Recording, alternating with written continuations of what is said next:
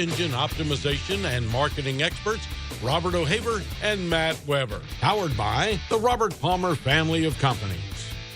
Yeah! Welcome back to another episode of Search Talk Live. I'm your host, Robert O'Haver, along with Matt Weber of Roar Internet Marketing Company, or agency. Yeah.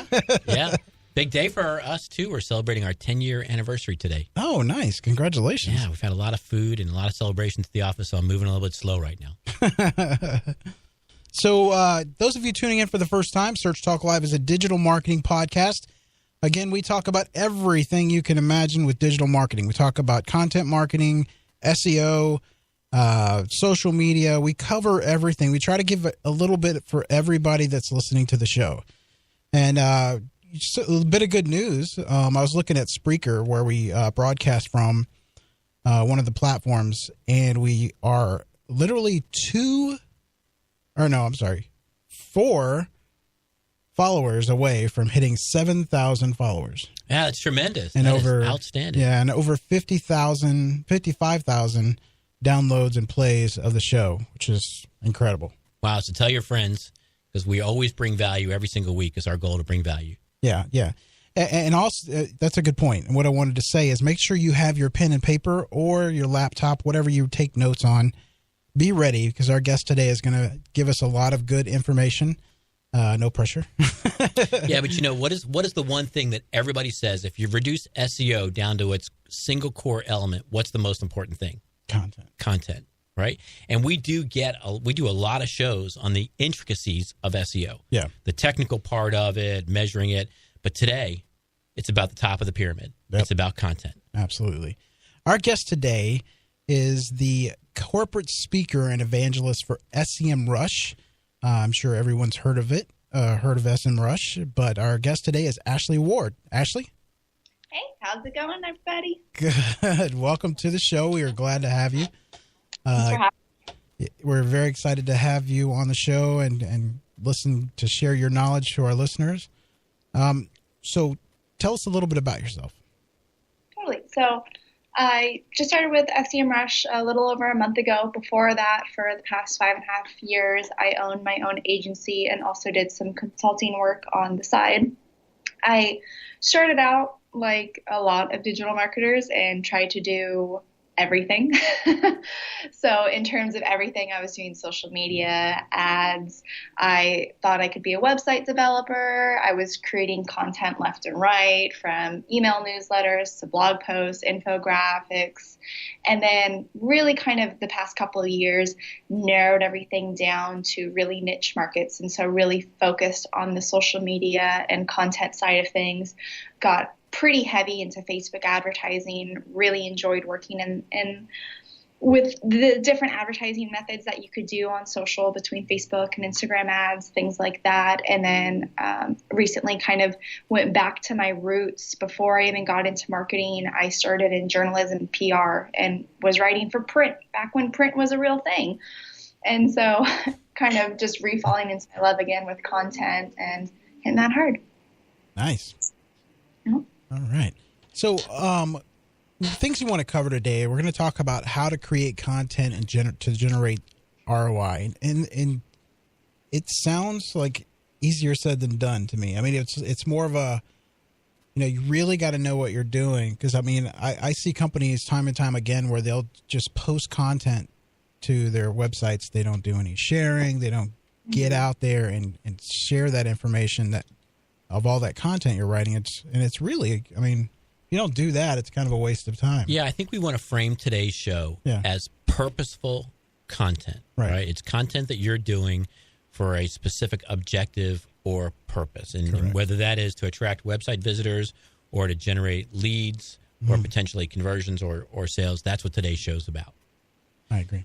And Ashley, you've talked about in some of your material that I've seen online that good content writing starts, the beginning point is understanding the user journey.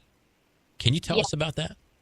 Yes, exactly. I mean, even taking that a step back, you need to figure out what your goal is with content. So like you mentioned, a bunch of businesses and websites just mass produce content left and right without even defining their goal and without even thinking about how can the content that I produce actually reach my goal based on the user journey that I designed them to go through.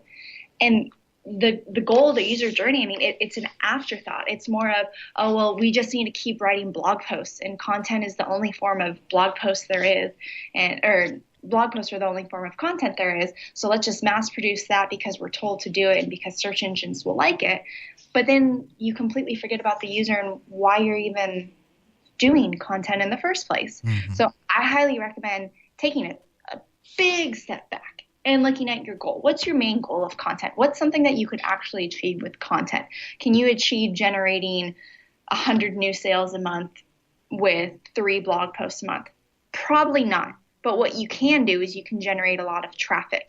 And from that traffic, you can design a user journey, taking them from one blog post, putting specific links inside that blog post that takes them to a landing page or takes them to the next step in order to get them to fill out a form or to make some kind of action.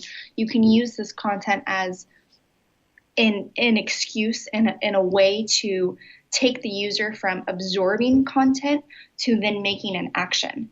But if you don't even know what action you really want them to make, then you just start making a bunch of blog posts that are how to do blah, blah, blah in 12 steps. Definitely.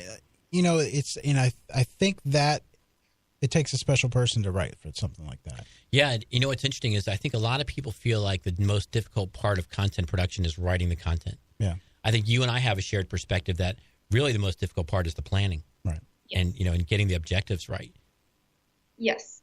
Yes. If you're going to write content about something, then you're writing about something that you specialize in, a trending topic that you did a lot of research in. I mean, this is where, like, I love the blend of journalism and content marketing, because with journalism, you have to do so much research. You have to talk to other people who are experts about something you may not be experts about in order to create good content. Mm-hmm. Content marketing is no different. You either need to know what you're writing about, know who your audience is, know what your goals are, or you're just going to produce terrible content. It's not necessarily that how do I write a sentence? How do I fill 1,000 words? It's how can I take the user from A to B with this piece of content? Yeah. Yeah. And I think too, you got to tap into your inner expert. Yeah. Yes. And think about your daily journeys and what do you find yourself giving people as advice and counsel, right? Just your daily journeys. And if you think about that on a week's basis, you go, I find myself always giving people advice on, and that starts to become what a potential blog topic that your potential readers are going to be interested in. Yes. Yep. I actually just wrote a blog post about this same exact topic a week ago and just did it here. I'm out visiting the SEMrush headquarters out in Philadelphia right now, and had a couple meetings with the customer success team, sales teams, just asking simple questions like, hey, what's some of the biggest concerns that people have with using the tool? What are some of the most commonly asked questions? And how can we answer those? That's so much content right there. That's content that people are actively looking for. And if we don't produce that, and if we don't provide those solutions within our content, then what are we writing for? Are we even hitting our ultimate goal? So, Ashley, why don't you walk us through this? Like, I'm a website owner or a blogger, and, what are the steps that a person needs to take before they even write? They just don't come up with an idea and start writing, and I see that a lot. But what is the actual steps a person should take? Certainly. So first step, what am I trying to accomplish with this piece of content? So do I want to increase traffic? Do I want to increase sales? Do I want to convert people to fill out a form? Do I want to increase attendance at an event? Whatever it is, what's your goal? Mm-hmm. Second, what kind of content is best going to help me accomplish this goal? People really need to think outside of the content box, and it's not always written words. Sometimes video is best. Sometimes images, graphics, infographics, interactive things are going to accomplish that goal way better than 50 blog posts may do. Or even if you go into the email marketing side of content. So figure out your goal, figure out which type of content, which piece of content would make the most sense for that. Figure out your timeline, your budget, where are you across the board with how realistically can you get this done? Is this a rush type of task in order to accomplish your goal? Then what is this going to look like for the user journey? So what do I want the user to do after this? How can I encourage them using this content to make that move or to go to this specific place? And then start working on your content and start drafting it out. So what is the influences you use? I mean, are you using services to see, you know, what's getting the most social shares? Are you just researching a certain topic? Or, I mean, how does that play out? It really depends on what I'm trying to do. But honestly, one of my favorite things to do when I'm looking for different topics and trying to figure out different pieces of content is I'll just go to Google and I'll just start searching on my own. Sure, there's handfuls and handfuls of amazing tools that will do this for you. And I mean, there's brand dimension tools. I mean, SEMrush has a huge amount of tools within that.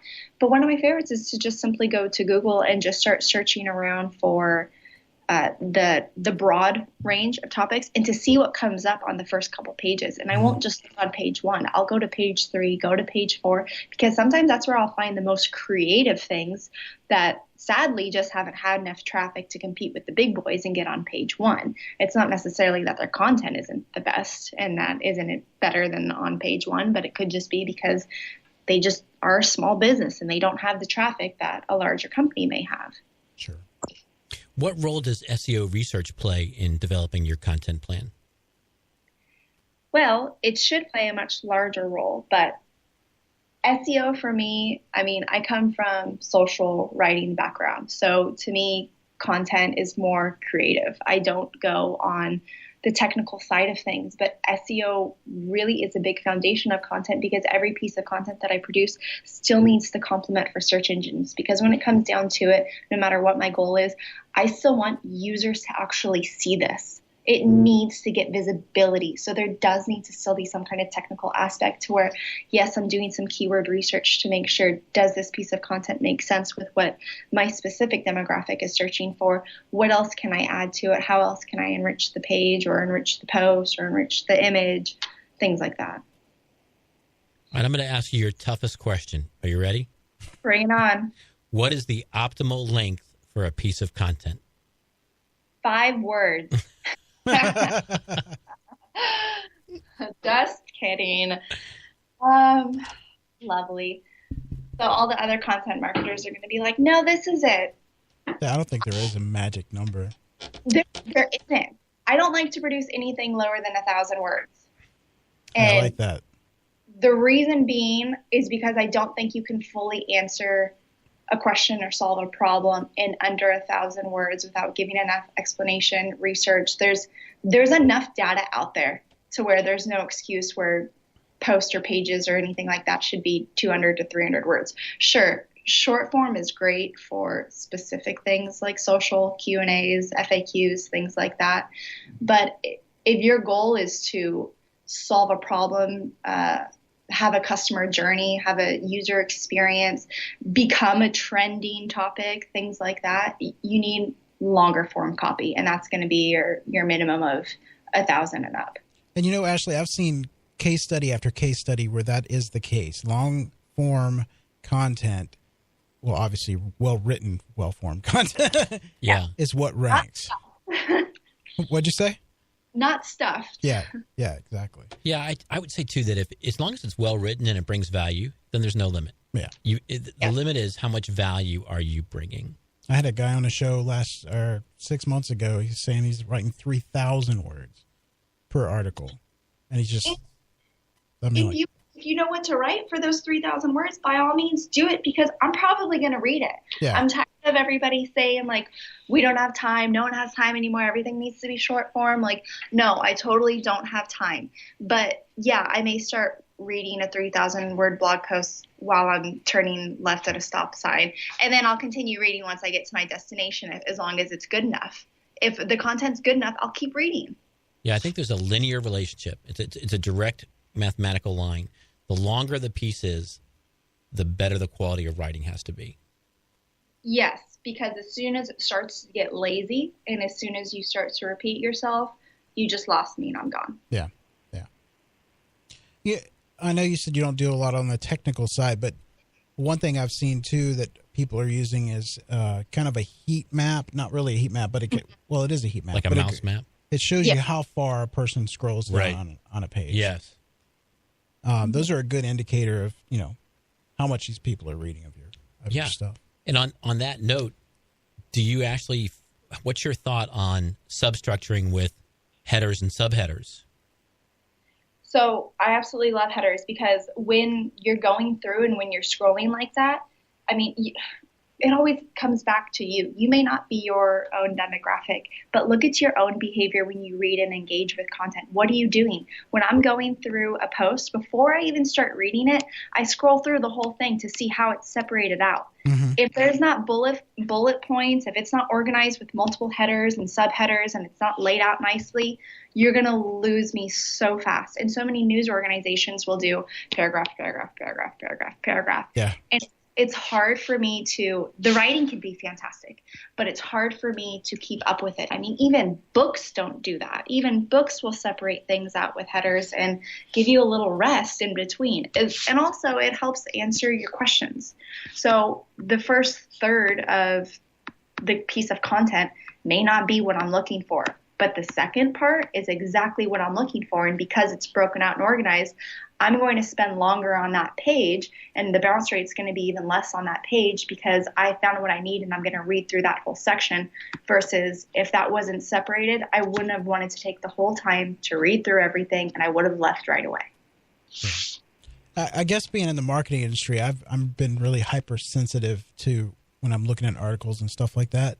And I'll pick out things like I'm seeing like a lot of news organizations are starting to put videos, halfway down the page or 3/4 of the page down so that people are reading through. It will continue to keep them interested, Yeah, it's some of the oldest techniques and theories come back around when it comes to the internet. Why is the milk at the back of the grocery store? Because they want you to walk past the other products. Right. And it's kind of the same thing when you lay out your articles on that. Some of the visual elements are designed to get you to go down on that. And I'm sure, Ashley, you use Hotjar? Yes. And you love Hotjar, Robert? There probably is no better way than to get a 100% genuine sense of how people are consuming the content on that and watch them as they actually physically interact with it. And so you'll see those design elements come into play when you watch users in real time. Yeah, it's kind of insane that we even have tools like that to be able to analyze what are we doing, where are we looking, where are we clicking, when are we scrolling, how fast are we scrolling. It's insane, but it's so helpful, and we have all the tools in front of us to be able to create good content. So there really isn't an excuse to keep doing all this mass content and forgetting about quality and just thinking about quantity. That perfectly segues into what I wanted to bring up next. What is there for the listeners, I know this stuff, but is there a frequency of times you need to post? Is it, like you just said, there's people that are doing quantity over quality. And, I tell people, how many should you do a week? I say, however long it takes you to write a quality article, or post. And I think your demographic will tell you too. Mm-hmm. So if you're just mass producing and you start noticing that, say you're doing 5 posts a week and only one of them's getting shared, that tells you a lot right there. Mm-hmm. And one's getting engagement. Or if you're just doing a podcast or a webinar series and you're only doing once a month and people start commenting, oh, I love these, I wish we could do more, I love all the info. Give your demographic what they want and listen to how they respond to things, and then create good content based on that. So if they desire more, why not do more, as long as you don't cut back on the quality of it? Actually, there are people listening to this podcast right now, and they're saying, hey, this is great stuff, but I don't work in an industry that has sexy, exciting things to write about. I work in a boring industry. I noticed you have a webinar coming up, how to write content for boring companies, which I thought was super interesting. So tell us about How does that person who's listening to this show right now saying, I work for an accountant or I work for a sanitation company, what am I going to do for content? So the best and biggest way you can do it is kind of to think like Progressive. There are so many larger corporate companies like Progressive who are not in the sexiest of industries. Progressive is in insurance, and they've created this icon for them. They have Flo, and Flo is funny. She's relatable. She's not some top model that no one can relate to. She's not too young. She's not too old. So it makes sense for an insurance company, because an insurance company has a very, very wide range of demographic, very wide range of ages for their demographic as well. And anyone is able to relate to her, and they've made her funny. They've made a boring industry funny. So you need to find what your flow is in that industry. There's all different kinds of examples that you can look at if you're sitting at your desk for 2 hours and you still can't figure out what your flow is. You have to pick what the creative element is of your business. Yeah. Find an emotional aspect of it. So Progressive went with the humor side of things. Geico went a completely different way when they had the lizard, and I don't know even what they have now. I think they have something different, but they constantly changed what their quote unquote flow was. Mm-hmm. Well, you mentioned before the show off the air, I think it was a really good example. I'd like you to share with the listeners about the landscapers. You guys were talking about that. Mm-hmm. I think that kind of gives people the idea of how to think in those means to come up with content. Can y'all share that? Yeah, we shared a landscaping story. Ashley, tell us your landscaping story. So have friend friend who's a landscaper, and he does landscaping for luxury homes. So he creates these beautiful landscapes for front and backyard. And he was trying to figure out, how do you do content marketing? What am I supposed to produce? Because I don't really know what there is. Like, sure, I can give how to grow your grass tips, but what else could there be? And then he started looking at all of the graphics and designs that he creates for his customers when he pitches the idea. And these graphics were gorgeous graphics, and they were so cool. They were like Pinterest-worthy, inspirational home decor type of things. And so he started creating these and sharing these on his blogs, on his social media. And he was able to find new customers because of these, because he was sharing the graphics and people were falling in love with it. And it wasn't this written type of content. It wasn't a typical version of content, and it wasn't for a sexy industry. It was for a landscaper. Repurposing a piece of content that he was already creating. Exactly. And he was using it for both existing and new audiences, and it worked for both of them. Yeah. And for the folks in the show that have a limited amount of resources, that's a concept we should talk about just a little bit further, is that you want to create your content that has multiple applications. You know, if you just write a blog that is only going to live as a blog, you have to have a lot of capacity within your organization to do that. But if you're going to write a blog that can also be a sales one sheet, or if you're going to write a blog that can also be part of your social media program, now you're being able to leverage what little time you have for maximum value. Can you give the audience any tips on that? Certainly. So this all goes back to the basics. And instead of creating the quantity over quality, it's going back to what's your goal, and then figuring out what type of content is going to help you reach that goal fast enough. And honestly, half the time, it's already in your back pocket. It's things that you're already creating. There's businesses that have brochures that they have to create because it has their business information in it. Why not repurpose the information that's on those brochures into content, into a digital version that you can share online, a shorter version, thinking like an infographic type of idea. Mm-hmm. You already have all of the fundamentals right there in front of you. You just need to make it into its digital aspect. And so that's what the landscaper did, is he already had these graphics that he had to do for clients he was contracted for. And that was his perfect way of spreading to new customers. Here's what I do. Here's how I can do it for you. I know we talked a little bit about tools, and you mentioned to the audience that one of your best tools is to do Google research yourself, even though there's abundance of tools available. So what about for planning your editorial calendar content? There are folks listening to the show that have seasonal parts of their business, and they need to do a little bit of looking ahead a little bit. Is there a tool that you use that allows you to plot when you're going to produce particular pieces of content? Yes. So again, I keep it really simple with tools, and my favorite one for content calendars, especially with holiday seasons and peak seasons, like if you're doing taxes and you have very specific times of the year, is Google Excel. It's a shareable calendar. It's a shareable document. I have everything organized inside of there, and I'll be able to link to potential ideas, link to competitor ideas. I can use tools to get all of the information that I need, but having everything housed under one Excel document seems to work the most efficient for me, and it's worked really well for a lot of my clients as well. Yeah, and it's great to collaborate with too. Mm-hmm. Exactly. It's a live document, so it's easy to edit. It's also really easy to see what you did the previous year.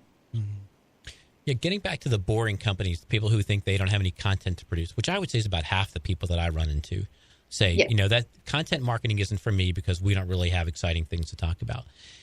My answer is always, has anybody ever asked you a question about your business? Ever? Mm-hmm. And if until the answer to that is no, you have content to write. Right. Because you're going to record everything that anybody has ever asked you about your line of work. And you've got to tap into your subject matter expertise, your inner subject matter expert. And every one of those questions becomes a potential answer.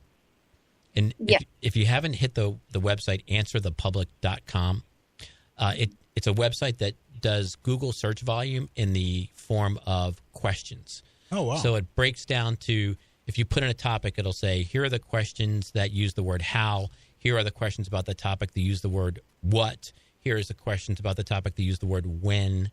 And so it combines the inquisitive nature of what people do and ask with Google search volume to bring down the questions that people want to know about your particular topic. And that's your starting point for writing content. Go ahead. Sorry. You can also look at Quora.com. I mean, that's another idea. Look at forums, things like that. I highly, highly, highly recommend, if you have a sales team at all, or if you're the third party and you're working for a client, and if the client has a sales department, reach out to them and find out, what are people asking? What are people's hesitations? What are people's biggest questions, issues? They're going to tell the salespeople. The salespeople usually know your demographic better than the marketers do half the time, because they're actually on the phone or in person with the demographic. They're full of content ideas and full of topic ideas. Yeah, and you're doing that right now in your visit to your office headquarters. You're talking to the frontline people, and you're saying, what questions do we get asked about our product? Mm-hmm. And everybody's got to do that. You got to get in touch with the frontline people. Mm-hmm. Yeah, and I'd like to add, too, that SEMrush, you guys are crushing it with content. You got Mark Orell, who's doing the videos, and you got Olga, the social media. I mean, and a whole bunch of other people. Forgive me if I didn't mention your names, but those are the people I know over there. But they're crushing it with content, whether it be, written or not written, but text or video or podcast. You guys are doing an amazing job. Yeah, thank you. And one of my favorites that we do is the SEMrush chat. Mm-hmm. And it's been for so long. I mean, people need to get out of the typical content box of just blog posts. The SEMrush chat that we do every Wednesday, it engages so many people. It's completely open to the public. It's fantastic topics. It's answering questions. And it's a different way to produce content that involves the demographic. Huge engagement, too. A huge engagement, and it's built a loyal following over time. Like, sure, people can subscribe to your blog, look forward to your blog post, subscribe to your RSS, put you in their Feedly account. It's all fantastic, but there's other ways you can tap into that same connection and hit on your user journey even faster and more effectively. Yeah. Now let's touch on that just a little bit, because social plays a part on getting content read on your sites. What is your recommendations there? I mean, it's obviously you know where your client base is or where they are. I can't talk. Yeah, you don't have to be on all of the social channels. I can't say that enough. Businesses spread themselves so thin trying to have a presence on every social channel, and 3/4 of them your demographic isn't even on. If you're trying to get more eyes on a piece of content, figure out which social media network they are most likely to be on, do some testing with it. They're for sure going to be on Facebook. From there, you can add your Twitter, add your Instagram, possibly LinkedIn, depending upon if you're B2B, and start sharing your posts there. If you're not getting enough organic reach and you're not happy about that, then throw a couple ad dollars on it. For Facebook and Instagram, you literally can spend as little as $1 a day boosting posts and getting views on your content. It's amazing what you can do spending such little dollars on Facebook and Instagram advertising to increase quality content views. And I'm not talking about turning a page from 10 views to 1,000 views in a day and your bounce rate being 90%. Like it's insane how little you can spend, and you're targeting so well that when these people land on your content, and as long as you've produced good content, they absorb it, they share it, they engage, they comment. They'll even comment on the social posts, and then you see your results skyrocketing just from that. Yeah, absolutely. I mean, I've seen articles as little as 2 cents per click if you're promoting the post on Facebook. So it's definitely affordable. Yes, yeah, it's affordable for small, medium, large businesses, and you don't have to run it for weeks at a time. Run it while your content's hot, and then turn it down for maybe do $5 a day for the first week, get the hype going on it, and then bring it back down to $1 a day for the next couple of months to keep engagement going and to keep the rankings going for it, and then move on to your next piece of content. Yeah. With that being said, we have to take a break. We'll be right back. Search Talk Live is sponsored by the Robert Palmer family of companies. Check out robertpalmercompanies.com for more information. A press release is a very effective way to draw attention to your business and something every company should take advantage of. Press releases are a great way for your company to announce new product launches, company milestones, and new partnerships, and even up-and-coming events. The hard part is knowing which press release distribution service to use and which is the most effective. Well, I have the answer. PR Underground. PR Underground is both an effective and affordable distribution service. For just $49.95, PR Underground guarantees your next press release will be on Google News, digitaljournal.com, social media, and over 150 news and TV websites such as ABC, NBC, Fox, and CBS. Now, if you upgrade to the Diamond plan, your announcements will appear on Yahoo Finance and an additional 100 news sites and blogs. This is one of the tools I recommend you use for PR, marketing, and SEO. PR Underground offers a huge distribution at a great price. Go to prunderground.com, that's prunderground.com, and send out your next press release. Enter the code SearchTalkLive, all one word, and get 25% off your first press release. Find the true value of your home when you log on. Homevalue.com. Get your questions in on Twitter. Type hashtag SearchTalkLive and your question. Now back to the show. All right. Those of you just tuning in, we are talking with Ashley Ward. She is the corporate speaker and evangelist for SEMrush. Now back to what we were talking about. We were just talking about some unconventional places for content. And actually, I want to get your opinion on webinars. Are they dead? No, not at all. I don't think so. I think webinars are far from dead because people are still searching for information and they don't always want to read. So webinars are an easy way for just the same idea as podcasts. It allows people to engage without actually having to do anything. They can be on their drive. They could be working. They could just sit back in their backyard and actually watch the webinar and take notes on their own. I think webinars are far from dead. Yeah, I have to agree with you there. It's tough to get people to attend them live. Right. So you've got to look at them more as recorded assets rather than live assets.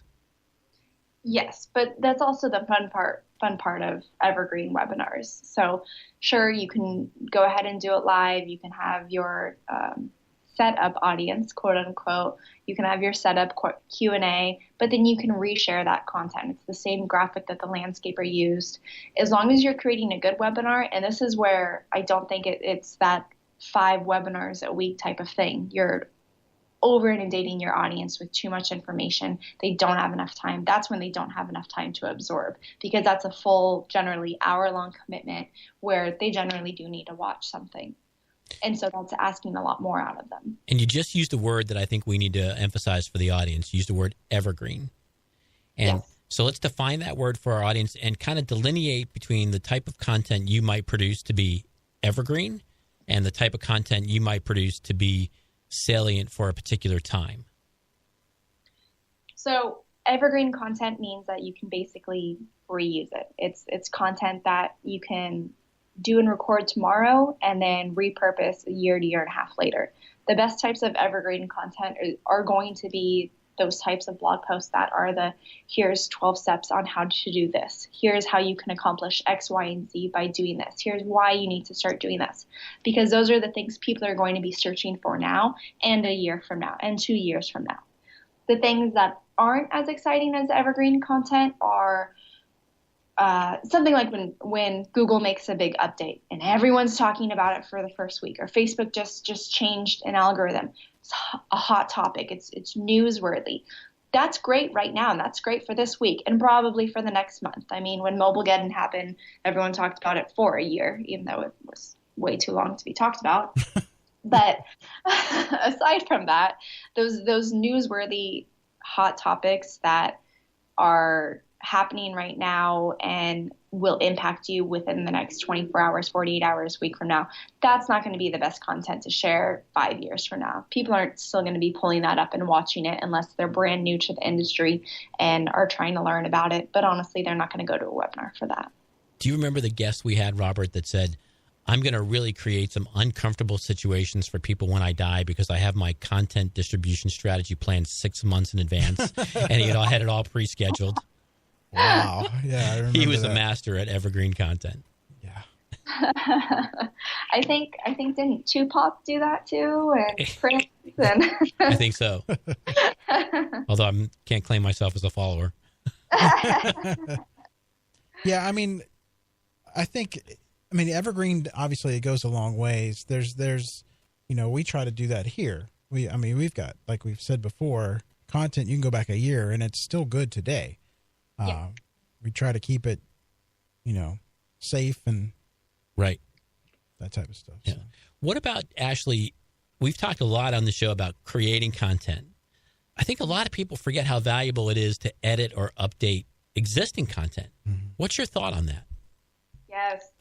Okay, so that goes into doing like a whole content audit. So, and I'm guilty of it myself, so we all do it. We create a really cool piece of content, we publish it, we pat ourselves on the back, and then a couple years later, a couple links break. And the post it starts turning to crap, and it's no longer a useful piece of information. You have to audit your content regularly. And by regularly, I mean, if you don't have the capabilities to do it once a month, then at least once a quarter, run through your content, have all of your content already organized. Either if you're going to go the Google Excel route or if you're going to use a tool, have all of your content homed in one place and be able to check on it at least once a quarter. Pull up the pages, pull up the images, the infographics, whatever you made, and make the updates that need to be made, because stats are going to change, links are going to break, business names are going to change, and that's when you look really silly. Yeah. So, obviously you would only want to do this to articles that are performing well, right? Or would you do it to all of them? I would do it to all, just because that it affects the page stats. I mean, if I have broken links throughout my pages, that doesn't make my site look good. Right, of course. If you're a company who's producing 4 to 5 different pieces of content a day, then you're going to have a team that can do this on a monthly basis and actually run through and audit it. If you're a smaller company who doesn't have the capabilities, then you're looking at doing this on a quarterly basis, and you can narrow down what the most important parts of the audit are to you. Mm-hmm. Is it literally just checking for broken links? Okay, then there's tools for that. Run a broken link checker on your pieces of content and make sure they're all good to go. Sure. Or is it things that are a little bit more valuable to you, such as individuals' names if they got married, business names, are titles changing, image alt tags? I mean, there's so much that can change and break over time that needs to be checked. It's really a key takeaway for the show, I think, because, Robert, what's your assessment of how many business websites do you come across that are set it and forget it? Somebody built it and nobody's touched it.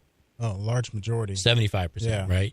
And so here we've got a lot of folks listening to the show, creating content, and they're going to be in this mode that Ashley suggests. Create a piece of content, put it out there, publish it, never look at it again. And so you are not creating value for the reader, for the user. If you're giving broken links and information that's out of date, you're affecting your own credibility if you call a company name that has changed on that.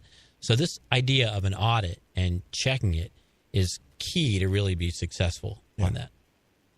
Yes, exactly. And it's also your own branding. I mean, you said it with the shameful aspect of if someone pulls up a post or if a piece of content starts ranking on page 1 and they go to it and then they see how outdated everything is, that makes you look really bad. That makes the company look really bad. That's when I'm going to go to your competitor and probably choose them over you, just because you're clearly not giving your website the time of day. Absolutely. Now, the one thing I want to get into that I think would be important to listeners, and I think this is one of the things they fall short on, is how the attribution. Mm-hmm. Let's say, are you using UTM codes, or are you using what? How are you attributing the the ROI?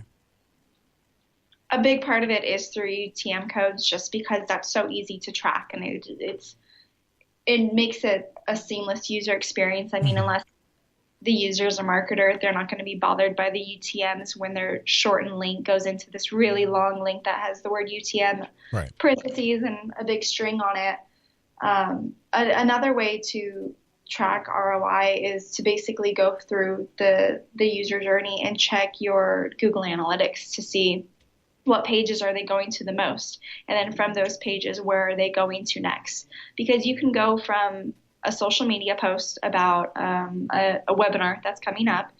You can attach your UTM. You can see that the user came from Facebook and they signed up for the webinar because the parameters originally had brought them there from Facebook. And then once they actually go and sign up for the webinar, they attend the webinar. So you're able to look at the user journey from start from Facebook to when they sign up. And of course, hundreds may sign up, but only 10 may actually show up. You check their name with the people that actually showed up. You pair their name with the person that actually asked the question. And then you pair that name with the person who bought after the webinar. And you can track that whole journey. Because I've talked to many content marketers, and it seems to be a very big struggle with them trying to explain to their boss the value of their content and what it's actually doing, because they may not see, sales, a ton of sales, but there's a lot of engagement and stuff with the website. How do you justify that to, I'm playing devil's advocate here. A CEO or even a business owner that has to leave this show going, should I do this? Should I not? Yeah, certainly. So there's 3 different parts of the ROI. There's the cost. So how much should the content cost to produce? And then the utilization, and then setting it up, making it happen, and then the performance of the content. So most of the time, you should be able to track content back to your specific goal. But when you're creating content, you're not creating the same goals that the sales team is creating. The sales team is dealing with warm leads. They're dealing with a higher interaction, whereas content is more of nurturing the user engagement. So you may not always be able to attract this specific blog post created this sale 4 months down the line with this sales guy.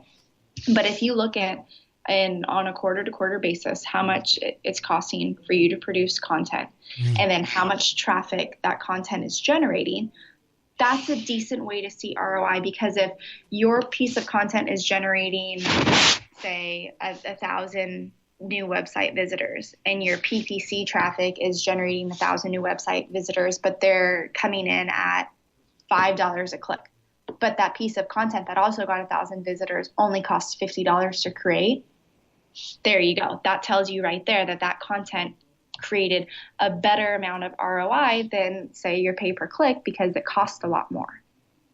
Very good. Well said. Yeah, it's all tracking and measurement. Yes. And I think selling content creation as a sales tool is difficult. Yeah. I mean, it really is. Yeah, and it's not always monetary, you know? Right. I mean, it could be a while before you start generating sales, but creating that content, I mean, not only is it good for bringing more people to your site, but search engines.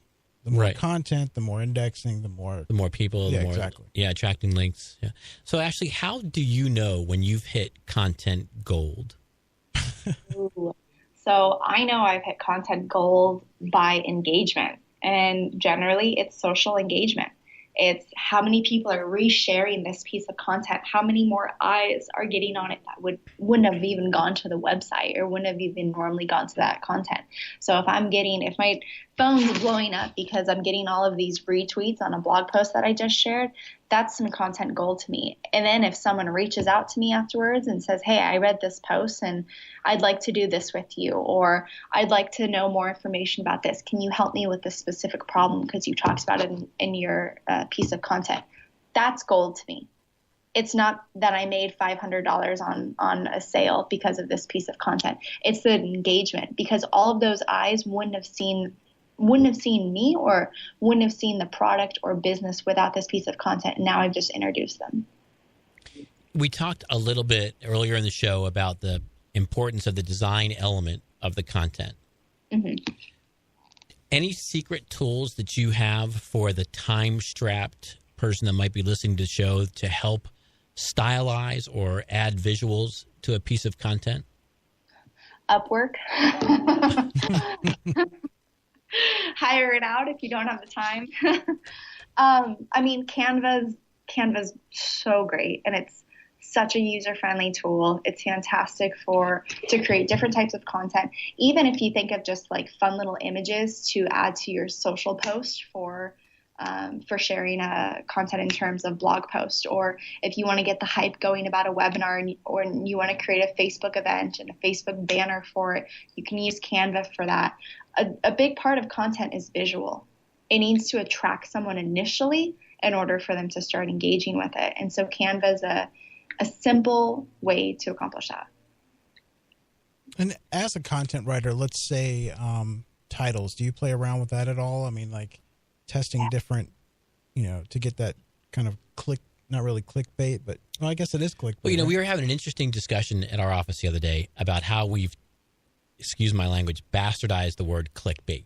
Yeah. Because there was a time when we would have said, that's a great headline because it gets somebody to the article. And today we might be tempted to call that clickbait. Essentially it is. As opposed to the clickbait that exists for the purpose of serving up superficial, completely irrelevant, no-value content. Right. So when I use the word clickbait, I don't necessarily use it in a bad context like that. I use clickbait like, dang, you write a good headline and you got me to the content. Right. Exactly. And I mean, after all, unless it's the image that's attached to the content, it's the headline. It's not the byline. It's usually not the author nowadays. It's the headline that's drawing us in right away. That's the first impression we have. So I'll test a lot of different pieces of titles, and the hardest part is getting creative with titles because there's so many replications of the same types of content, but having a different title and still complementing the keywords that need to be in the title and still complementing it for search can be one of the hardest things. I don't even think it's necessarily the creative aspect for this quote unquote clickbait, which really we do want them to click. That's the whole point of it. Sure. It's more so, how can we not duplicate what's already been done, but still include our keywords and still complement it for SEO and still answer the question? I believe strongly in good, valuable, original content. Sure. But when it comes to headline writing, you got to take a look at what else is out there. Because there's a reason the 5 ways to fill in the blank works, because it still works. Mm-hmm. So one of the things I write for Authority Labs pretty regularly, they're awesome enough to let me guest post for them. And one of the things I'll do before I submit a headline is I'll go and I'll type in that title into Google and I'll see what else comes up. And it's insane to see how many other pieces were written about the piece of content that I'm just about to publish, and to see how else they've moved 1 or 2 words around. And the top 4 results will be basically the exact same title. So it's like, okay, let's go back to the drawing board. How can we make this one different?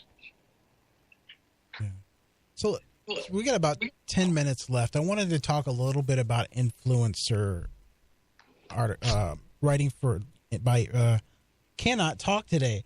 Writing for influence marketing, basically. You know, taking an article about a person, or for instance, someone wrote an article about us the other day, top 10 podcasts for digital marketing. Those kind of things. Did that guy get my gift? Nobody call you Caleb. Which was wrong. But we still appreciate that. I want my gift back. So what's your thought on influencer marketing? I love it. I absolutely love it. I think it's so effective. Oh, yeah. Because these are people that your demographic is already looking up to, already following. They have the following that we're trying so hard to get, that all of our blood, sweat, and tears are going after to get. And they got it already half the time without even trying. Drop a Kardashian bomb on there. And if they can publicize your brand at all, if they can share a piece of content or include you in their content, it's like giving you kudos right away. It's not even necessarily about the backlinks, which, hey, thanks. That's even better. That's the cherry on top. But it's the fact that you just name dropped me. Yeah. You just name dropped my brand, and now my brand is that much cooler to my audience. So if you can work with influencers, fantastic, but it's also getting really saturated right now. Yeah, yeah. I mean, I monitor Search Talk Live to see anytime it's mentioned. So, I mean, they're being really slick about when they write articles like that. They're not coming to me and saying, hey, I just wrote an article and you're in one of the top 10. It was, you know, I got a notification that said, hey, you've been mentioned here. So I went and looked at it and, you know, obviously I shared it. So, but that was the whole goal. Right. Well, and it used to be, hey, I just wrote this about you, or hey, I just featured you. And they wanted to tell you so that you would also share. But now these influencers have such a following that they don't need to do that anymore. So brands are literally having to follow brand mentions on a regular basis to make sure they're not missing out on any top 10 or top 5 don'ts to make sure that their brand is being mentioned properly. Because even if you get highlighted by an influencer, it's not always a positive thing. Sometimes they will butcher your name or put in the wrong link, and you actually want to contact them and say, hey, really appreciate the fact that you included me. Just notice a typo here. Just notice a broken link. Can you please fix this? Yeah. Very good. Is it that time? Yeah, I believe so. It's that time for Believe It or Leave It, one of the most popular features of the show. So, Ashley, we're going to talk to you and give you 3 statements that we have found on the internet, so you know they're true. And we're going to ask you to tell our audience whether they should believe it or whether they should leave it. Are you ready? Okay, bring it on. All right, number 1. In the future, many B2B companies will trade the salaries and commissions of outbound salespeople for content writers that can attract quality inbound leads. Believe it or leave it. Ooh, I want to believe that so badly. That would be nice. Do you want to elaborate on it? Or? Yeah, I mean, that all goes back to user experience. No one likes being cold called. No one likes getting all of these LinkedIn messages that are just copy and pasted and mass produced. If we can actually create a flow for every business and have a content marketers connect on a customer level, that's our ultimate goal as a content marketer. That's going to produce the sales versus all of these cold calling tactics that are being done with digital marketing right now. So yes, I would love to believe that. Well, you can feel the passion from Ashley when it comes to content. Yeah. All right. Question number 2. Vlogs are better than blogs for content generation. Oh, okay. So I believe it or leave it. I believe it for social, and I leave it for everything else. Okay. Video is surpassing text. It's surpassing images. It is the thing that is ranking for social algorithms. It's the best. So when you think of social content, it's all about vlogging. When you think of YouTube, it's all about vlogging. Yeah. But I don't know if it's fully going to take over. But you know what? And I think a lot of content marketers miss getting content from videos and writing a story on it, because it's not indexed. It's in a video. It's content that hasn't been written. Do you know what I'm saying? So look at other people's videos and comment on them? Yeah. That's a pretty interesting technique. Well, and even this, if you go and create a video, which you can create so easily, just shoot a little 1-minute video, you then have a podcast because you have the audio from it, you have the actual video, and then you have the transcript into a blog post. Right. There's 3 forms of content from you doing one thing. Exactly. That's my point. I don't do it because it's very expensive and we do an hour-long show. Right. Right. But it's definitely a source of content that, is not something that Google can read. So there you go. But anyway. All right, number 3. In order to have any value, a content strategy has to include at least one long-form article per week. Believe it or leave it? Leave it. That doesn't work for everybody. That's not everyone's demographic. That's not everyone's goal. I mean, that's not a complete user journey. That's a let me follow the bots and let me follow their steps. And that's anti what we're supposed to be doing as content marketers. We can complement the bots, make sure we're following the rules, but we need to produce content based on what our users want. Well said. So now, I say it's time for the tattoo. Right. It's time for the Search Talk Live tattoo, Ashley, which is your best, most succinct, tattooable piece of advice that you want to leave our listeners with. And again, I want to remind you that Robert gets all of these tattoos. So be economical. Don't ask where it's going. That's my question is how much space are we talking about? A rib tattoo, a thigh, a rib? Butt cheek? No, you got lots of room. Just kidding. If we're just talking about a nice little simple wrist tattoo where we can only fit a couple words, I would definitely say quality over quantity. Man, I love it. That's deep. I love it. And that's a great tattoo. Absolutely. And a great takeaway for today's show. Yeah, going to PubCon, I should go to one of those places that you just get those stick-on tattoos. Get the sleeves. Yeah, go back to walk in like. Yeah, that'd be a great marketing element. Yeah. All right. You could get the real thing. Yeah, I'm going to bring soap with me to PubCon and make sure it doesn't come off. I need the real thing. All right. That's a great one. I love that one. Quality over quantity. Well, great takeaway for the show. Yeah. Well, Ashley, we are out of time. I want to thank you so much for being on Search Talk Live. A lot of great information. I hope people were taking notes. If people want to get in touch with you, can they get you on Twitter or? Yeah, definitely. Reach out to me at Twitter at Ashley Mad Hatter, MADHATTER. Okay, and you are going to be at PubCon in November, right? Yes, I will be at PubCon all week. I'll be speaking, presenting, partying. I'll be there. Come see me. Awesome. I can't wait to be there. But all right, well, thank you so much for being on the show. Thank you, guys. Hold on. We'll be right after the end of the messages. Outro. All right. Thanks, everybody, for listening. It's been a great show, and tune in next week for another valuable episode. I don't know what's wrong with me today. Search Talk Live is sponsored by the Robert Palmer family of companies. Find the true value of your home when you log on. HomeValue.com. If you have questions for Search Talk Live, or you're interested in being a guest or a sponsor of the show, email Robert at searchtalklive.com. That's searchtalklive.com.